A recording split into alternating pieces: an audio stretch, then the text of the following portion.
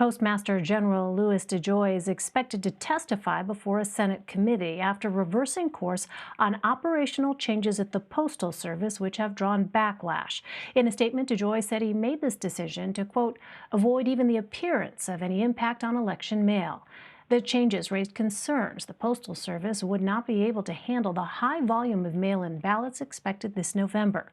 The Postmaster General is pledging to keep mail processing equipment and blue collection boxes in place where they are. DeJoy adds he will not change postal office retail hours or shut down mail processing facilities, and he says overtime pay will be approved as needed. With a shift away from physical polling locations in most states, casting ballots this fall will look different than in the past. Voting registration advocacy group Black Voters Matter is trying to navigate these challenges, all while increasing turnout for the upcoming election. Cliff Albright joins me now from Atlanta. He's the co-founder and executive director of the Black Voters Matter Fund. Welcome to you, Cliff. Thanks for joining us. Thank you for having me. So, given the Postmaster General's announcement to reverse course, are you confident the Postal Service can be relied on for mail-in ballots this fall? No, we're not. We're not confident at all because what we've seen already is a game of whack-a-mole, right? The other day that they said that they would stop removing the post off the mailboxes, and instead what we saw was that there were some mailboxes that they started putting locks on. And so we know that as long as the joy is in place, that the Postal Service is going to be in jeopardy, that the ability to vote by mail is going to be in jeopardy. We know that this has been their plan all along from the time that Trump first appointed him. And so, we've got little confidence as long as he is there. But with that said, we do have confidence in the ability of our voters and the ability of our organizations to get accurate information to people, to convince people to, if they start early enough, and if we're vigilant, and if we're continuing to push on states to impose things like drop boxes and tracking systems for the ballots, then in that we are confident that we'll be able to have a huge turnout, which is what we've seen in states that have already been doing vote by mail even during the pandemic. Well, take us through specifically, how is your organization adapting to not only action at the Postal Service, but also the pandemic to still reach out and increase voter registration? Right. So in terms of the Postal Service, we're doing a couple of things. One is that we're pushing states. In fact, in some states, even litigating, in Georgia, litigating around postage issues, in Alabama, litigating around signature issues and some other issues. But what we're doing is that we're trying to push states to make sure that they put things in place to mitigate whatever slow turnout we see in terms of the Postal Service. And so part of it is about pushing states to do better, to put policies in place to make this entire process be better, because vote by mail is not without its own pitfalls and without voter suppression.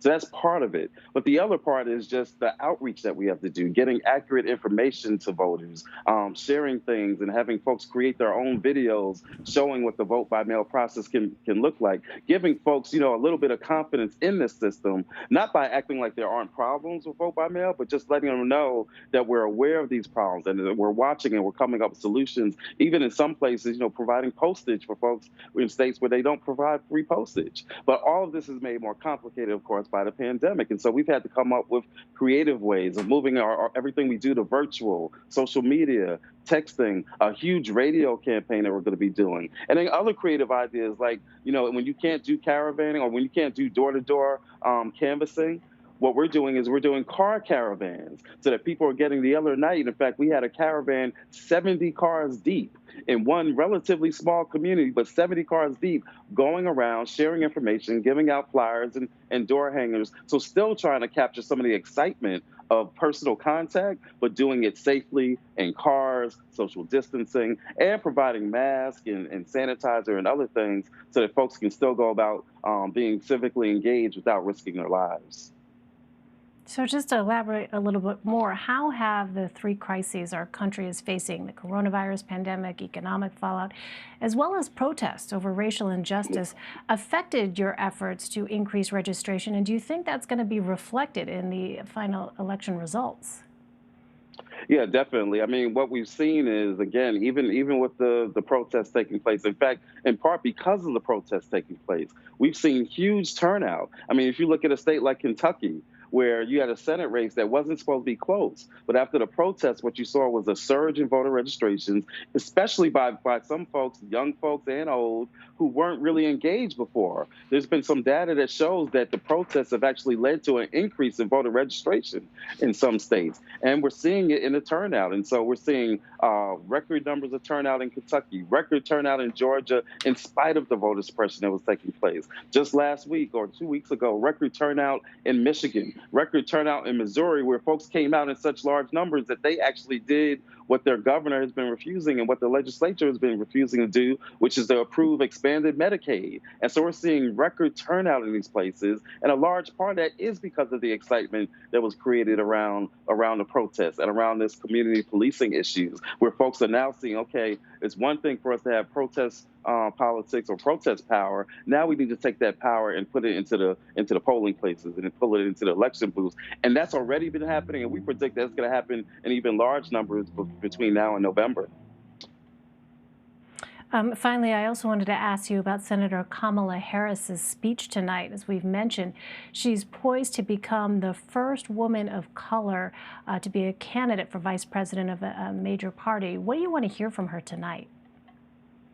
Well, we want to hear a few things. Like, obviously, as with any candidate, you want to hear like what their personal story is. Like, people are going to have to connect to Kamala in a different kind of a way. Some people are already really excited, to be sure, right? People, from the day that she was announced, there's been a lot of buzz, a lot of excitement. Black folks that are excited, South Asian community that's excited. And so you got a lot of people that are excited about her nomination, but there are some that still need to be kind of brought on board. So they're going to have to hear what her personal story is, because it really is a fascinating story. She's got an amazing background. So they're going to need to hear that, but they're also going to need to hear some policies. We're going to need to hear something a little bit more about her background as a prosecutor, as a DA, as an attorney general. There are going to be some folks that are going to be listening very closely to what extent that she's really kind of learned from the movement that we were just talking about, this movement around police violence and police accountability. There are going to be people listening very closely to that. But I think most of all, people want to hear, that hope and that optimism, some of the same things that they heard from Michelle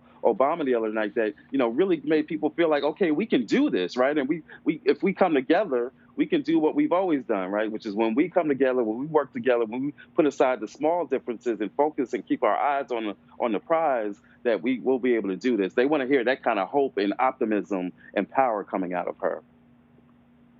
All right, Cliff Albright. Cliff, thank you very much for your time. All right, thank you.